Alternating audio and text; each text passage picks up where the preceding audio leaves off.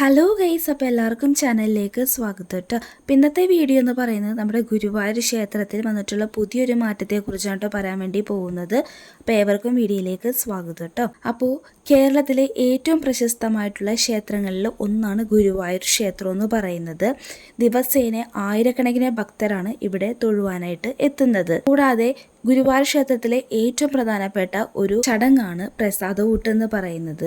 ഒരുപാട് ജനങ്ങളാണ് ഓരോ ദിവസവും പ്രസാദഊട്ടിനായിട്ട് ഗുരുവായൂർ ക്ഷേത്രത്തിൽ ഉള്ളത്. മറ്റു ക്ഷേത്രങ്ങളെ അപേക്ഷിച്ച് ഗുരുവായൂർ ക്ഷേത്രത്തിലെ പ്രസാദത്തിന് ഒരു പ്രത്യേകതയുണ്ട്. ക്ഷേത്രത്തിൽ എന്ന പോലെ തന്നെ പ്രസാദ ഊട്ടിനെത്തുന്ന ഭക്തർ ഷർട്ട് അഴിച്ചു വേണം പ്രസാദ ഊട്ടിനായിട്ട് അന്നലക്ഷ്മി ഹാളിലേക്ക് കയറാനായിട്ട്. അപ്പോൾ പടിഞ്ഞാറേ നടയിലെ അന്നലക്ഷ്മി ഹാളിലെ പ്രസാദ ഊട്ട് കഴിക്കാനെത്തുന്ന ഭക്തർക്ക് ഷർട്ട് അഴിക്കണമെന്ന നിബന്ധനയാണ് മാറ്റുന്നത്.